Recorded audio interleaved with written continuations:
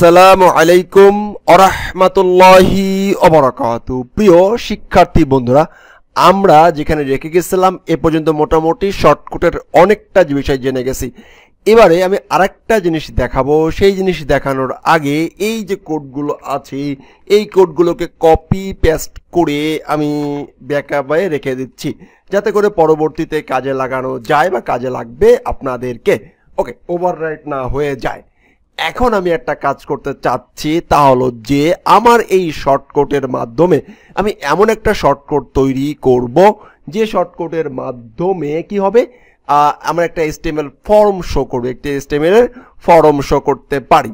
সেই জিনিসটা কিভাবে কি করতে পারি সেই জিনিসটা এবার আমরা দেখার চেষ্টা করব ইনশাআল্লাহ।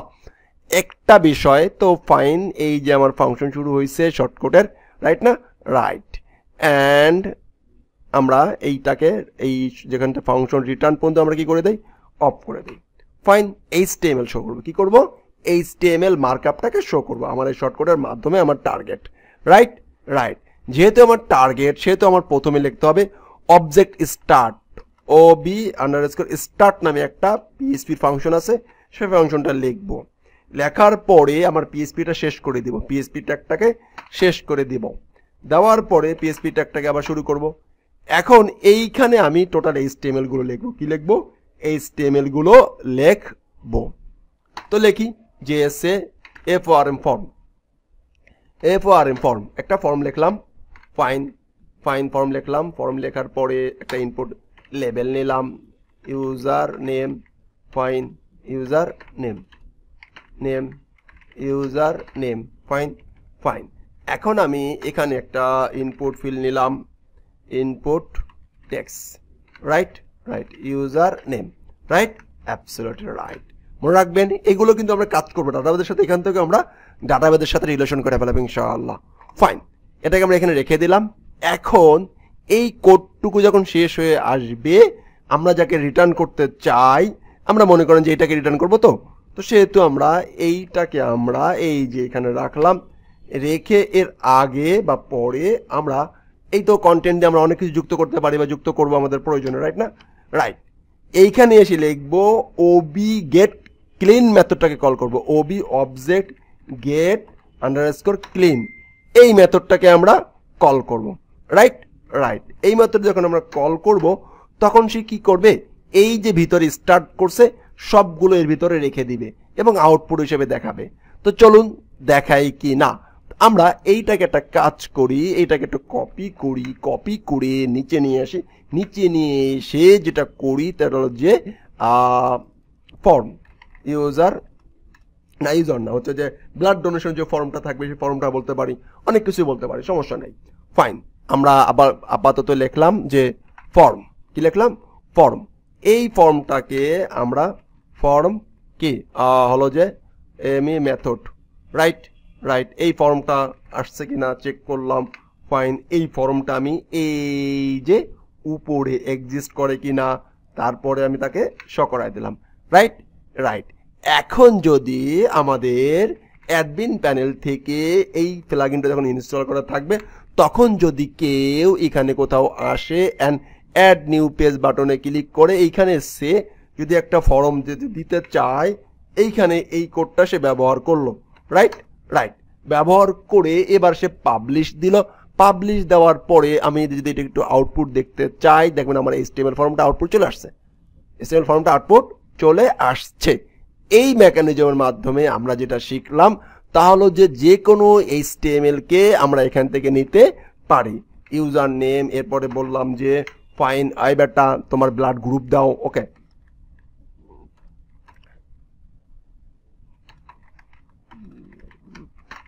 নেম, গ্রুপ নেম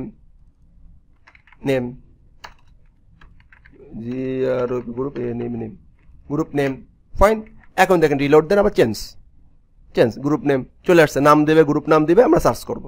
এভাবে করে কিন্তু আমরা HTML একটা ফর্ম নিয়ে আসতে পারতেছি, রাইট।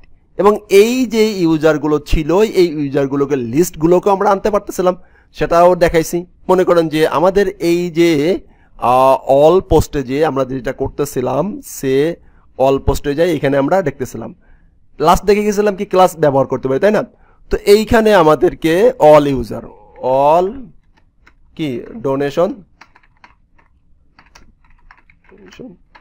User list. এখন আমার কথা হলো যে আমাদের এখানে যে ডিপটা আমরা আসলে বাইন্ড করব বা সিস্টেম জেনারেট করব, সেই ক্লাসের ডিজাইনটা আর যে ক্লায়েন্ট আমারটা ইউজ করছে সেই ক্লায়েন্টের ডিজাইনটা কিন্তু আলাদা রকম হবে। আচ্ছা, এখান থেকে কিন্তু আমরা কি করেছি, সরিয়ে দিয়েছি।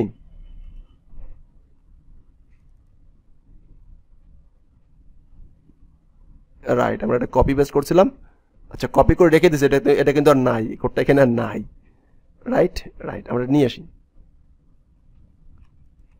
কপি করছি, এটাকে তো সরাই ফেলাইছি।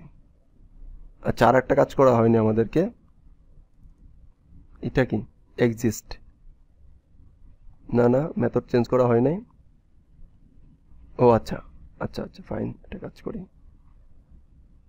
গেট ক্লিন, কই এই মেথড এখানে আসছে, এক্সিস্ট, কি হলো? আচ্ছা, কি হলো, কপি পেস্ট কবে হলো? এক্সিস্ট, আচ্ছা এক্সিস্ট,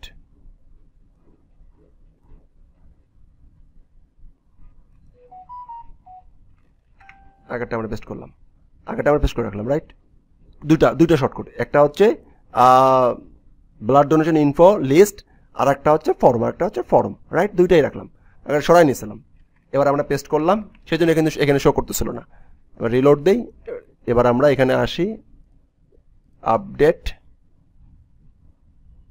ফাইন লিস্ট, শো করছে, blood donation user list show করছে। তাহলে আপনি এখানে কি দেখাতে চাইলেন?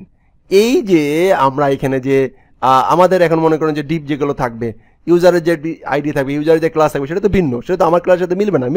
হাদি জামান ক্লাসে থাকবে না। সেই জন্য আমরা এইখান থেকে যেটা মেকানিজম করলাম, এইখান থেকে দেখেন এবার ক্লাস পাঠাই দিই, CLA ক্লাস ইকুয়াল একটা পাঠাই দিলাম হচ্ছে যে ইউজার CLA ক্লাস, এখন দেখেন যতক্ষণ আমার এখন এটাকে ইন্সপেক্ট করি, খেয়াল করেন, ইন্সপেক্ট করলাম, ইন্সপেক্ট করে দেখলাম কি হাদি জামান ক্লাসটা, কোন ক্লাসটা আছে? হাদি জামান ক্লাসে। বাট মানে হচ্ছে কিন্তু এখন এইটাকে যখন আমরা আপডেট দিলাম, ইউজার প্লাগইনটা ইউজ করে সে তার ক্লাসটা ইউজ করে দিল। এখন দেখেন বাট মানে কিন্তু হয়ে গেছে। এখন যদি আমরা এটাকে ইন্সপেক্ট করি এন্ড যদি এখানে আসি, দেখেন ইউজার যে ক্লাসটা অ্যাড করছে সেই ক্লাসটা কিন্তু চলে আসছে। এইটা হলো ডাইনামিক্যালি চমৎকার একটা মেকানিজম। আশা করছি আপনারা বুঝতে পারছেন। এই শর্টকাটের এতটুকু যদি আপনারা ক্লিয়ারলি ভালোভাবে প্র্যাকটিস করেন, আমরা বলছি একবারে পারবেন না, আবার একবারে পারবেন যদি আপনি বিএসপি মোটামুটি মিড লেভেল জানেন। পিএসপিতে যদি আমি যে রিসোর্সটা দিয়েছি ইউটিউবে, এই রিসোর্স যদি আপনি কমপ্লিট করে থাকেন, তাহলে আশা করছি যে এই শর্টকাট নিয়ে একদমই কোশ্চেন আসবেন না। যদি আপনার মনে বিন্দুমাত্র এই শর্টকাট নিয়ে কোশ্চেন থাকে, তাহলে আমি বলবো আপনার পিএসপিতে প্রবলেম আছে, শুধু প্রবলেম না, অনেক প্রবলেম আছে। তো সেই জন্য আপনাকে যেটা করতে হবে, মামুরজোরের প্লেলিস্টে যেতে হবে, এন্ড এইখানের 160 বাইট ভিডিও আস্তে আস্তে ক্রমান্বয়ে বাড়তে পারে। আপনি যখন ভিডিওটা দেখতেছেন তখন 100 এর চেয়ে বেশিও হতে পারে। তো এই মোটামুটি 160 পর্যন্ত আপনাকে আসতে হবে, মিনিমাম 160 পর্যন্ত আপনাকে আসতে হবে। যদি আসতে পারেন তাহলে বলবো যে আপনি আসলে প্লাগইন ডেভেলপমেন্টের জন্য প্রস্তুত, এবং আসলে আপনি শর্টকাটের জন্য প্রস্তুত, যেটা আসলে অনেকেই আমরা বলতে চাই না। কারণ আমি আবারও বলছি, class 1, class 2, class 3, class 4, class 5, but এক চান্সে 5 কেউ ভর্তি হইতে যেমন পারে না, ঠিক তেমনি এখানেও আপনাকে প্লাগইন ডেভেলপমেন্টের একটা স্টেজ আছে। প্লাগইন ডেভেলপমেন্ট ডিমান্ড বেশি, তাই ফট করে আমরা সবাই প্লাগইন ডেভেলপমেন্ট শেখা শুরু করি। বাট এটা তো আগে ক্লাস 1, ক্লাস 2 করে আসতে হবে, ওইগুলো আমরা পারি না। এবং এক্সাম দেখেন, আমি যদি ক্লাস 1-এ ফেল করি, ক্লাস 2-তে আমাকে ভর্তি নিবে? যত আমি ক্লাস 1 পারি, পড়াশোনা করছি কিন্তু পাস করি না, আমাকে ভর্তি নিবে না। ঠিক তেমনি এখানে আপনাকে পাস করে আসতে হবে। পাস মানে হচ্ছে রিয়েল লাইফ এক্সাম্পল করে আসতে হবে। এখানে আমরা 2 দিন ইউটিউবে ভিডিও দেখে আমি পিএইচপি পারি, ওপির খবর রাখি না, ডাটাবেজের মানে কিছু জানিই না, বাড়িই চিনি না, ওকে, জাভাস্ক্রিপ্ট বুঝি না। এই যে বিষয়গুলো বলবো, প্রত্যেকটা বিষয় ওভারকাম করে এসেই আসলে প্লাগইনটা দেখতে হবে। তো আশা করছি যারা প্লাগইন ডেভেলপমেন্ট আমার অডিয়েন্স, তারা অবশ্যই পিএইচপি জানেন, থিম ডেভেলপমেন্ট জানেন। এই যে থিম ডেভেলপমেন্টটা না জানেন, দ্য কন্টেন্ট কেন ইউজ করলাম, দ্য কন্টেন্ট কখন ইউজ করে, দ্য কন্টেন্ট আসলে কি শো করে, এটা কিন্তু আপনাকে কোশ্চেন থেকে যেতে পারে। দ্য কন্টেন্ট এটা কি, এটা কি করে, এটা আমরা অলরেডি যে থিম ডেভেলপে যাই তারা কিন্তু এটা বুঝতেছি। এটা এখন কথা বলার অপশন নাই। এখন কথা বলার অপশন হচ্ছে যে প্লাগইন কিভাবে আমরা ডেভেলপমেন্ট করতে পারি। তো প্লাগইন ডেভেলপমেন্ট করার জন্য মোস্ট ইম্পর্টেন্ট হচ্ছে শর্টকট। শর্টকট নিয়ে এই মোটামুটি যে কটা লেসন করলাম, এই লেসনগুলো আশা করছি কমপ্লিট করবেন। এই বারবার করে প্র্যাকটিস করবেন। আবারও বলবো যে ও মানে পিএইচপি জানলে প্র্যাকটিস করতেই হবে না, পিএইচপি জানলে প্র্যাকটিস করতে হবে। যখন এটাকে আমরা অ্যারে ব্যবহার করছি, অ্যারের এটা কি ব্যবহার করছি, আপনি অ্যাসোসিয়েটিভ অ্যারে জানেন না, আপনি কি করে পারবেন? আমি এটা কাস্টিং করছি, আপনি কাস্টিং কি বোঝেনি না। এই যে অ্যারে চেঞ্জ কির মাধ্যমে এখানে ছোট হাতের দিক বড় হাতের দিক আমি সব ছোট হাতের করে নিব, আপনি সেই অ্যারে চেঞ্জ কি এটা বোঝেনি না, তাহলে তো চলবে না, চলবে না। তো চালানোর জন্য অবশ্যই পিএইচপিটা ভালো করে শিখে আসতে হবে। এতটুকু যারা দেখতে পারছেন বা দেখছেন, আবারও হাত জোর করে রিকোয়েস্ট করবো, আপনি যদি পিএইচপি, ওপি, ডাটাবেস এগুলো ভালো করে কমপ্লিটলি না জানেন, তাহলে থিম ডেভেলপমেন্ট না জানেন, তাহলে আমার সিরিজটা আপনি কন্টিনিউ করবেন না। আসসালামু আলাইকুম ওয়া রাহমাতুল্লাহি।